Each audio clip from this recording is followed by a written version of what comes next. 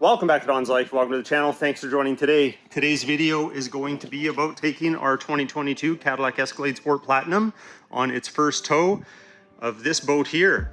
So this boat with fuel, everything, we're probably looking around 5,000 pounds. It's a tandem axle, so 2 axles. This is our Cadillac Escalade. It has front air suspension and rear air suspension. Our previous Cadillac only had rear air suspension, so I'm kind of curious how it handles. I also want to show you all the little things, setting up the trailer for the first time, the customization options. If you don't know, these vehicles here by GM, they have a ton of trailer assistance available, and we're going to take advantage of it. So let's start digging in.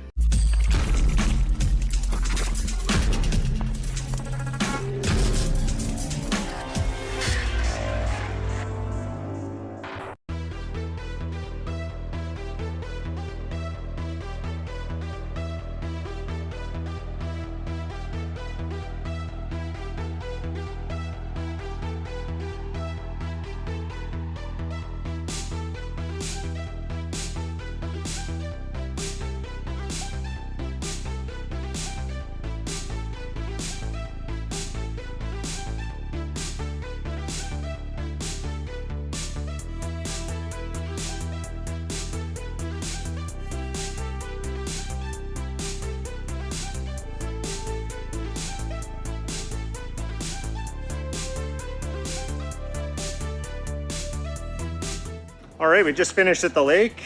Everything worked out well. First trip out with the boat, believe it or not, and it's the middle of July. Just because we've been restricted by weather, but it towed this boat quite nicely. So that was about 2.5 hours. Let's take 2.5 hours back.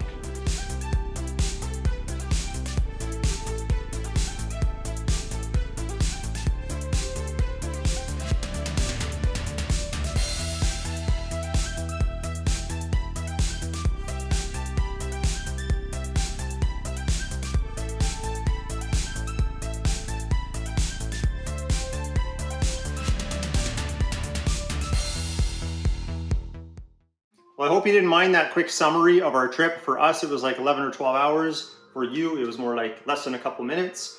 But I wanted you to get an idea or a sense of the scope of what the trip was like. And now we can talk about the details of the trip and what went well and maybe what didn't go quite so well. I just wanted to preface this by saying this video is for people that might be novice with towing, maybe new to towing altogether. Even if you're experienced with towing, you might want to have some insight into what it's like to tow with a vehicle of this class with this powertrain. So hopefully some of the things that I go through might give you some insight into those questions, or maybe you'll learn a couple things. So first off, you got to know what you're towing with. So high level specs, we have a 2022 Cadillac Escalade Sport Platinum. It's the 4x4 version with the 6.2 liter, so it's capable of towing 8,000 pounds. If you had the 2-wheel drive, you could get 8,200 pounds. The boat we were towing is a Larson 23-footer LSR 2300. It weighs about 3,100 pounds on its own dry. You have the tandem trailer, another say 1,500 pounds. So we're getting close to 5,000 pounds, just under, but once you add fuel, life jackets, and just all the other things that you put in the boat, we're easily around that 5,000 mark, give or take. Now hitching up with this truck, not too difficult. You have that cover plate you have to take off to access the receiver hitch area for your drawbar. When you put that bar in there, because of the height of the vehicle and the height of the boat, just a straight bar will probably work for most applications. But if you have like a utility trailer, a lot of times those trailer mounts are a lot lower, and you might want a drawbar that comes down maybe 6 to 8 inches. Be mindful of the air suspension. When I put the hitch in, the vehicle was at a certain height, and I already know from experience how high I need to get the boat to connect them and couple them together.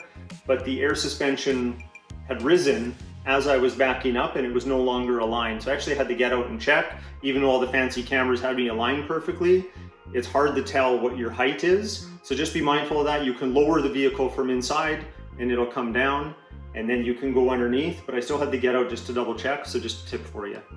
Well, I have to hand it and give credit where credit is due to Cadillac, GM, Chevy for all the trailer tech assistance available in these vehicles.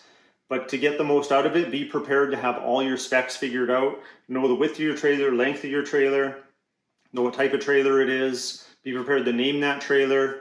You can do a ton with configuring it.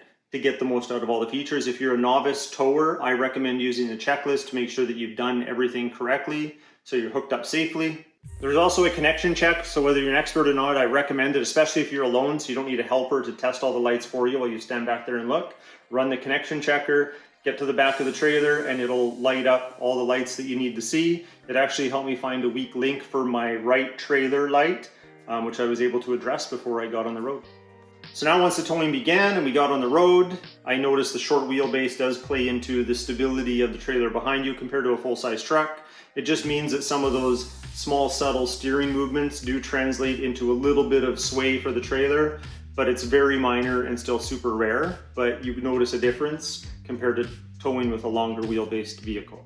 So many of you may know the vehicles such as this one have a rear view mirror that when you flick a switch it turns into a camera. The camera's on the back, but because the camera's right at the back of the vehicle, it's literally only feet away from the front of the boat. So all you can really see in your field of view is the winch to pull the boat in, and that depends on the height of your boat. You might not even see that, but if it does line up, it's good for a quick check to see if everything looks nice and tight.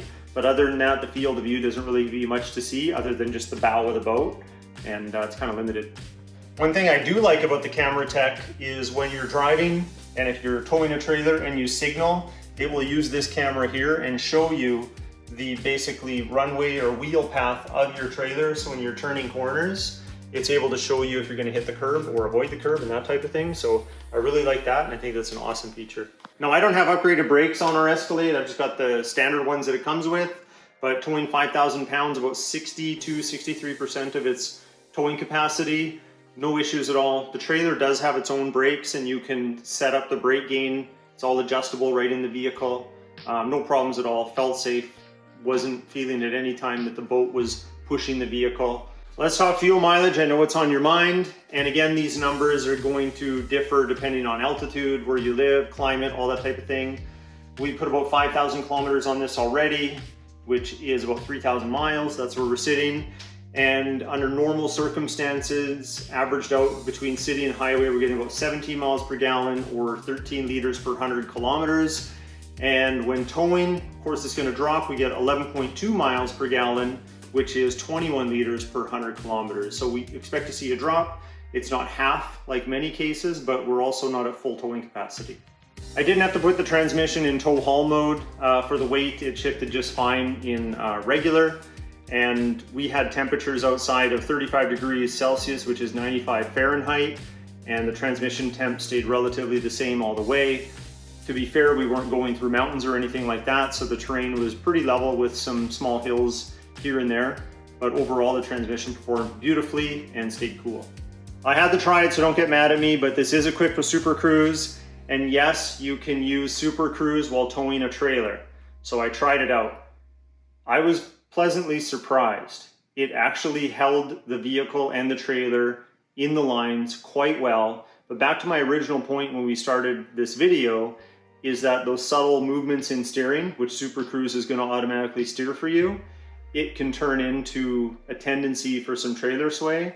So being somebody with some towing experience, I'd still prefer to be hands-on when towing, because I feel that I can slowly work with the trailer and the wind conditions and any uneven terrain and do better than the Super Cruise does. But I had to try it and it works exceptionally well. So I just want you to know that, but I'd still recommend controlling with your hands.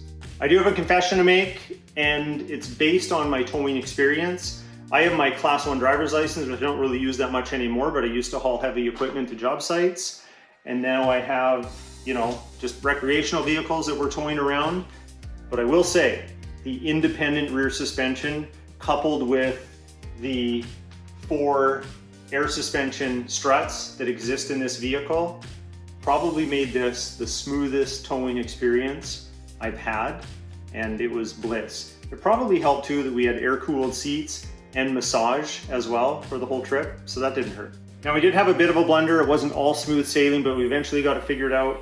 The one drawback, if you're not aware of it, is to turn off your collision detection systems. So when you drive with this vehicle, forward or backwards, if you have all these systems turned on to aid you, they will slam on the brakes without warning, and you will think that you hit something even though there's nothing there. So when we were backing up slowly, it would let us go, 4, 6, maybe 8 feet, and then slammed on the brakes because of the rear collision detection system.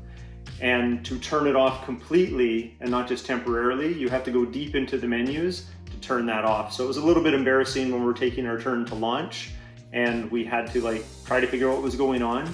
It became apparent pretty quickly, but in moments of panic and everybody's watching, what seems like 3 seconds to them feels like 5 minutes to you. But anyway, we got through it, and I'm passing that tip on to you. So if you get something with this much tech, go turn those goodies off so you don't get embarrassed at the marina.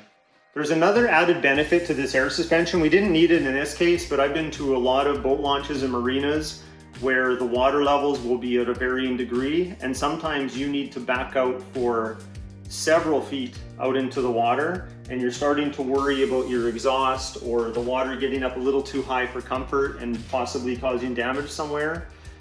These vehicles with the air suspension, they raise up quite a bit. So the fact that you could do that in the moment is a huge plus. I'm actually glad that we have it, because this vehicle is going to tow the boat a lot while my truck tows the holiday trailer. Well, that's my experience towing about 5,000 pounds with a 2022 Cadillac Escalade Sport Platinum. If you got to haul a bunch of people around and tow something, I don't know if there's a different vehicle that I would choose to do that. So I'd highly recommend it. Anyway, if you liked today's video, you found it useful, hit that like button. Please consider subscribing. We'll talk to you next time.